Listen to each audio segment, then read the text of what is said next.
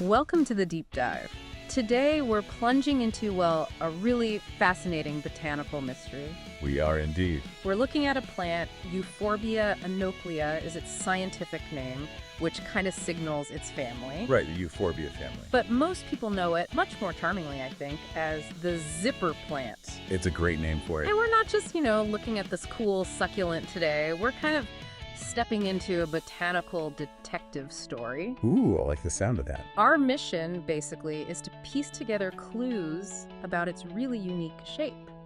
It's almost architectural. It is quite structured. And unravel this real puzzle about where it actually comes from and dig into the clever survival tricks it keeps hidden. All based on what we've managed to dig up from our sources. Exactly. And yeah, it really earns that nickname, those zigzag patterns. It genuinely looks like a zipper, doesn't it? It absolutely does. That common name, zipper plant, is just spot on. When you look close, those stem ridges, they really do look just like a clothing zipper. It's like a bit of natural artistry, as if nature just decided to mimic something from our world, Okay, let's get into this plant then, starting with that look. That zigzag pattern is so striking. It really is. When I first saw one, I did wonder, is that just decorative? Or is there a reason, maybe an unexpected one, for such a, deliberate design? Yeah, good question. It's definitely not just for looks. Those ridges, they're actually a pretty cool example of adaptation. Ah, okay, how so? Well, they increase the surface area for photosynthesis, and crucially, they help channel any water, like dew or rain, down to the base. Ah, like little gutters. Exactly. A bit like the flutes on a columnar cactus, actually. But yeah, visually they just happen to line up in that perfect regular zigzag, form and function working together. It really is amazing. Now, something I have to bring up, a lot of people, when they first see it, they immediately think it's a cactus. Oh, all the time. It's a very common mistake. And you can see why. It looks so similar. So for us trying to tell them apart, what's the secret? How do we know it's not a cactus? You're right, it's easy to confuse them. And that's not an accident. It's this process called convergent evolution. Convergent evolution, okay. Yeah, it means that even though they're totally different plant families, Euphorbia anoplia evolved similar traits to cacti to survive in really dry places. Like storing water. Exactly. Yeah. Storing water in the stem, being mostly leafless to cut down water loss, having that sort of columnar ribbed shape. So it's basically mimicking a cactus to survive. Precisely. It shows how different plants can find almost the same solutions for living in tough spots. Nature's pretty smart. So how do we tell them apart then? What's the giveaway? Okay, there are a couple of key things. First, true cacti have these structures called areoles. Areoles. Yeah, they're like little fuzzy or spiny pads, usually where the spines come out. That's where new growth, like flowers or more spines, starts. The zipper plant, it doesn't have those at all. Okay, no areoles. Got it. What else? The other big one, and this is true for all euphorbias, is the sap. If you accidentally break or cut the stem, it oozes this really distinct white, milky sap. Looks a bit like latex. Cacti don't do that. Ah, the milky sap. Okay, that's interesting. Is that just there? Or does it do something? Great question. It definitely does something. That sap isn't just a marker, it's actually a defense. A defense against what? Against things trying to eat it. Herbivores. That sap is really irritating. So if an animal takes a bite, this stuff oozes out, it's unpleasant, maybe even causes a rash or something in their mouth. They learn pretty quickly to leave it alone. Wow, a built-in chemical weapon. Kind of, yeah. A very effective deterrent. Helps the plant protect itself and its water stores in places where food might be scarce for animals. And that means for us, we need to be careful handling it. Right. Because of that sap. Absolutely. It's really important. That sap can irritate human skin too, cause rashes. Right. And you definitely don't want to get it in your eyes or mouth. Right. So admire it, but maybe wear gloves if you're repotting or pruning. Good advice. Always better to be cautious with euphorbias. Okay, so we've looked at its appearance, its defenses, but now this is where it gets, I think, really captivating. Maybe even a bit like a botanical cold case. The origin of this plant, despite it being super popular, grown everywhere, finding out where it actually comes from in the wild, it's surprisingly murky. It really is. It's one of the genuinely puzzling things about it. You start digging and you find these conflicting stories. Like what? Well, there's what you could call the Tanzania origin theory. This mostly comes from one of its common trade names, the Tanzanian zipper plant. Right, that name strongly suggests Tanzania. It does. And so many people just assume that's its native home. It's kind of accepted wisdom in some circles. But then you have the South Africa origin theory. And this one is, well, much more common among people who really specialize in succulents, the serious collectors and botanists. Why South Africa? Because a huge number of other Euphorbia species, its relatives, are native to South Africa.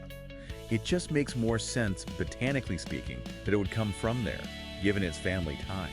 The sheer diversity of Euphorbias in that region is incredible. So two conflicting ideas based partly on a name and partly on botanical logic. Exactly. But here's the really strange part.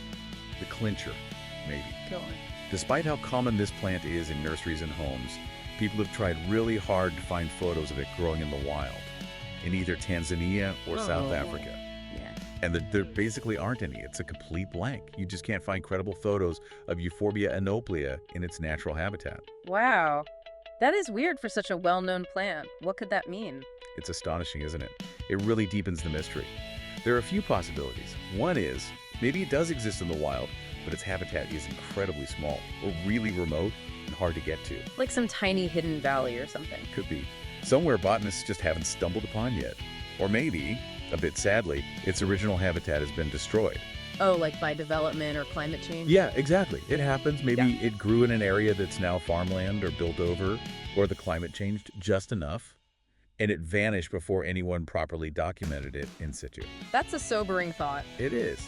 But there's a third possibility, and this one's really intriguing and actually quite common for weird plants. What's that? That it might be a cultivated variety, or maybe even a hybrid that occurred in cultivation. Meaning it might have started as a strange mutation, like a sport, maybe found in a nursery or by a collector. Someone saw this unique zipper form, thought, wow, and started propagating it by cuttings. So it was never really wild in the way we usually think? Possibly. In that case, it wouldn't have a traditional wild habitat. It exists because humans found it interesting and kept it going artificially. It would explain perfectly why there are no wild photos. It was essentially born in cultivation. That is a mind-bending idea. A plant that only exists because we liked the look of it. It happens more than you'd think in horticulture. And you're right, this whole mystery, this ambiguity, it just adds another layer to the plant's charm, doesn't it? It really does. It makes it more than just a pretty plant. It's a puzzle. Exactly. A beautiful, unique plant with a secret past. Okay, so moving on from that fascinating origin riddle, let's talk about some of the other things that make people love this plant. What else makes it so enduringly popular? Well, one thing that really gives it character is its growth rate. It's incredibly slow. Slow growing. Is that good? It contributes to its unique look. Because it grows so slowly, over years and years, the base of the plant starts to get woody. It's a process called lignification. Lignification, like getting a little tree trunk. Sort of, yeah. It gives the base this aged sculptural quality. And because it happens differently in every plant over decades, it means no two zipper plants are ever quite identical. They develop their own individual character, like living bonsai almost. Patience really pays off with this one then. Definitely. And that slow growth, that toughness, ties into its resilience. This plant is built for tough conditions. Which points back to those possible origins, right? South Africa, maybe? Exactly. It seems perfectly adapted for those semi-arid, rocky, dry environments you find there. It's incredibly drought tolerant. How does it manage that?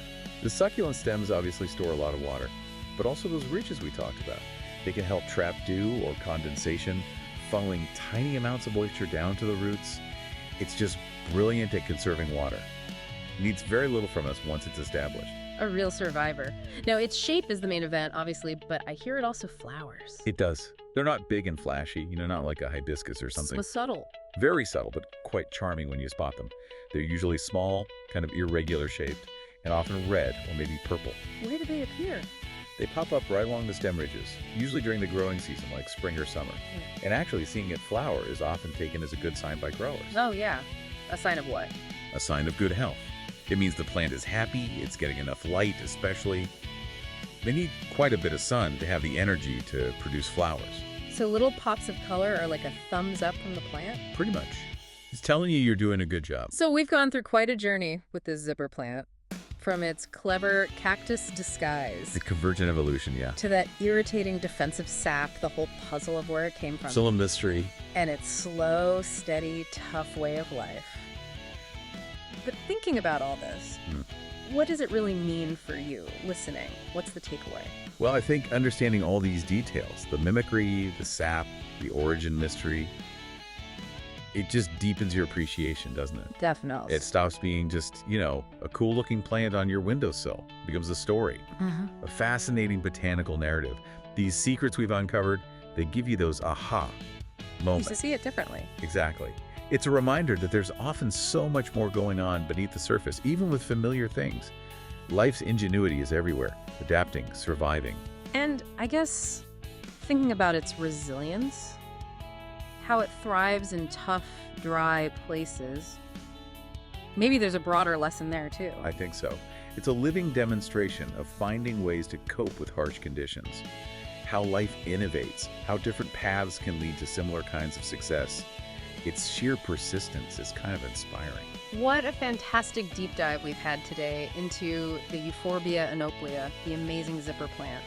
We've looked at its unique looks, wrestled with its mysterious origins, and uncovered some of its really surprising adaptations and defenses. It really is a marvel, full of quiet stories. It definitely encourages us to, appreciate the beauty even when we don't have all the answers, to marvel at how life figures things out, the resilience of it all. Absolutely. And maybe as you go about your day, this makes you wonder what other hidden secrets, what clever tricks might be waiting in the plants around you, or even in everyday objects.